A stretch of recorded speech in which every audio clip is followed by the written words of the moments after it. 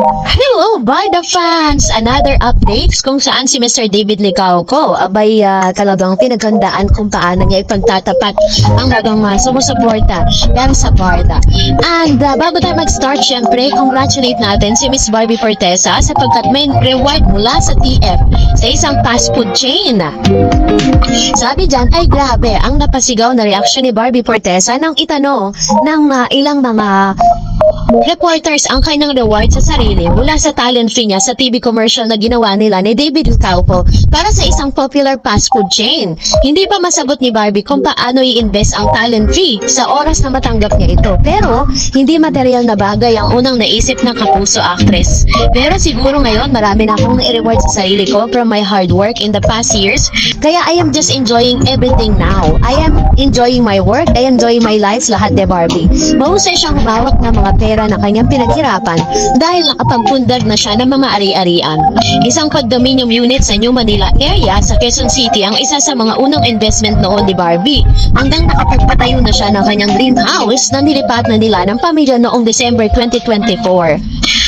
Sabi ni Miss Barbie, sa ngayon nahihilig si Barbie sa pagtakbo na very rewarding din para sa kanya. Kasama sina Alden Richards at Julia Barreto na lumahok si Barbie sa isang charity fund run event, ang Run to Share, na ginanap sa Makati City noong April 6, 2025 para ito sa kapakanan ng mga batang may cancer. Natapos si Barbie sa loob ng 35 minuto at 25 segundo for 35 minutes and 25 seconds ang kanyang kauna-unang 5-kilometer fun run na hindi niya inakalang maghahatid ng kakaibang klase ng kaligayahan. Noong April 13, huling tumakbo si Barbie sa UP Diliman, Quezon City para sa Women's Rights Advocacy Run sa Takbo Babae 2025, labanan ng abuso upang mawakasan ang mga karahasan laban sa mga kababaihan.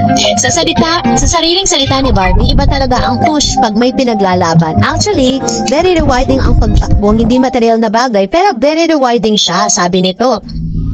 Nang tanongin din si Miss Barbie Fortesa tungkol sa plano niya ngayong Semana Santa, ibinalita ni Barbie na may shooting ito para sa bagong pelikula na kanyang ginagawa. Pero tiyak niyang magkakasama sila ng pamilya niya sa paggunita sa mahal na araw. So yan po yung kanyang sinabi. Pero alam niyo po ba na mas rewarding ang ilan sa mga pag-amin ni Mr. David Licauco sa kanyang interview with Mr. Boy Abunda? Matapos nga no, na parang sinabi niya dito na kung paano o yung way niya sa pagtatakat kay Miss Barbie Fortesa ng isang balita na nakarating sa kanya first hand. Panoorin natin ito. You were shooting for an araw, and we had a scene together, and that was a day I already accepted her own. So sabi ko sa dito, parang ako sabihin kay Barbie, ay, parang nga pala ako muna tapos nagkasama. Diba? So sabi ko sa Barbie, meron nga pala ako naging kasama.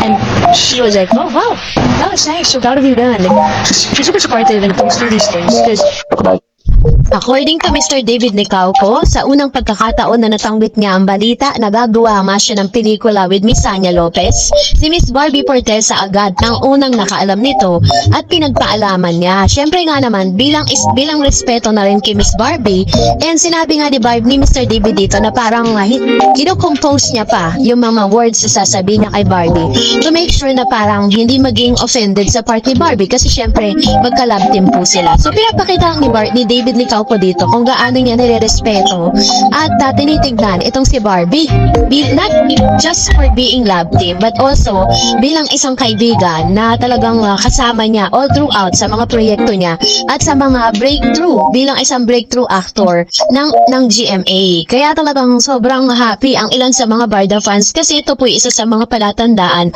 na talagang mas malalim na ang pagtitinginan ni Miss Barbie Fortesa at ni Mr. David Licauco.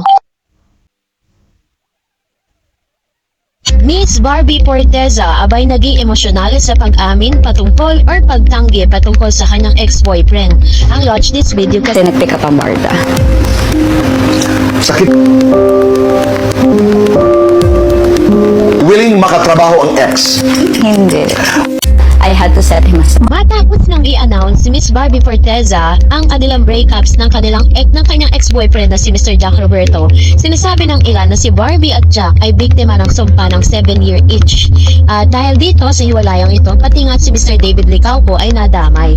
Hindi maiwasang madamay si David Licauco sa hiwalayang ng kanyang ex-kapuso couple na si Barbie Fortesa at Jack Roberto. Pumatok kasi ang love team ni na Barbie at David na Barda sa mga manonood na huling napanood sa katatapos lang na na Kapuso drama series na Pulang Araw kasama sina Alden Richards at Sanya Lopez. Kagabi or bago po pumutok no ang 2025, kinumpirma ni Barbie na hiwalay na sila ng kanyang longtime boyfriend na si Jack sa pamamagitan ng isang official statement at sa kanyang Instagram page. Tumagal din ang 7 taon ang kanilang relasyon at walang binanggit na dahilan ng Kapuso star kung bakit bigla na lamang nilang tinapos ang kanilang relasyon.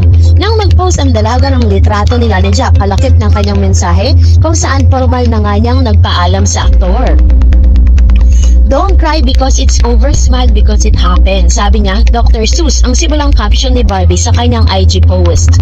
Having you in my life was the happiest I have ever been. 7 wonderful years, a lot of laugh, lot of ramen, and so much love. Your love was exceptional, but sometimes good things fall apart, so better things can come together. Beautiful goodbye, sabi niya kay Jack Roberto.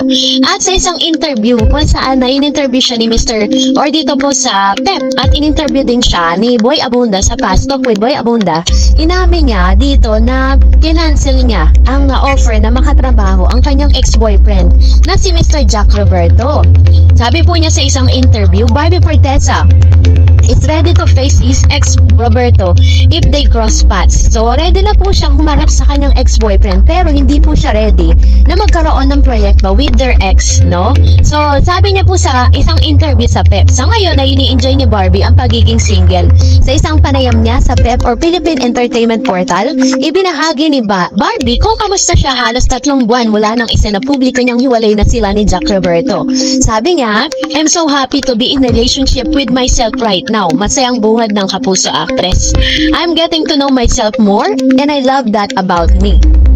Parang ang dami kong nadidiscover na mga bagong bagay tungkol sa akin. Kaya ko palang tumakbo, kaya ko palang maging morning person. Akalain mo yun? Hindi ako morning person, wala akong exercise dati. Ngayon tumatakbo na ako. I am falling in love with myself every day. Madalas kasama si Barbie sa pagtakbo tuwing umaga ang mga kaibigan niyang sina Alden Richards at Christopher Martin. Nauwi sa breakup ang 7 taong relasyon ni na Barbie at Jack at hindi pa rin klaro hanggang ngayon ang rason ng paghihiwalay ng dalawa. January 2, 2025 nang isinapubliko ni Barbie ang open letter para kay Jack na lubos daw siyang minamahal. Pahiwatig noon ni Barbie sa kanyang IG post, maganda man ang samahan nila ay kailangan matapos para sa ikabubuti nilang pareho. Nang tanungin ng Pep ang mga kung babatiin ba niya si Jack kung sakasakaling magtagpo ang mga landas nila, sagot ni Barbie, babatiin, of course, why not? Alam niyo naman kahit naman sino binabati ko. Tampo, wala naman dapat ikatampo, sabi niya. Nakapanayam din ng Pep si Barbie sa 38 Star Awards for Television na ginanap sa Dolby Theater noong March 31, 2025. Pinarangalan ang love team ni na Barbie at David Licauco bilang power love team ng GMA7. Marami sa fans ni na Barbie at David ang umaasang mauwi sa totohanan ng on-screen team up nila, lalo na't pareho silang single ngayon. Kilala sila sa uni-name na Barda na unang sumikat dahil sa patok na tambalan nila sa teleseryeng Maria Clara at Ibarra. Nang tanongin ng real score sa pagitan ni na Barbie at David, sinabi ni Barbie na mabuting magkaibigan sila. Yes, no, mas nagiging close kami ngayon, but syempre parehas busy siya sa business, ako with my projects, ganyan. So, dito po, tinanong din si Miss Barbie Forteza na kung magkikita nga sila muli ng kanyang ex-boyfriend, kung ano ba ang magiging reaksyon niya. Sinabi niya babatiin niya ito, pero tinanggi niya na gusto niya makatrabaho yung kanyang ex. Pero, sa mga sagot kasi ni Barbie, na pag nagtagpo sila is talagang mag-hi or hello siya, it only shows na talagang totally na-heal at nakapag-move on na ang isang Barbie Forteza, no? So, ganun siya. Ganun niya kinumpirma yung kanyang mga sagot doon po sa Pep. So, it only shows na talagang wala na talagang pag-asa pa na magkabalikan pa si Barbie at saka yung kanyang ex-boyfriend dahil parang mas tinututukan niya yun ni Barbie yung kanyang sarili at ang kanilang love team nitong si Mr. David Licauco. So, abangan natin ang ilan pang mga updates patungkol kay Barbie at kay David. At dahil dyan, narito naman ang ilan sa mga komento po ng mga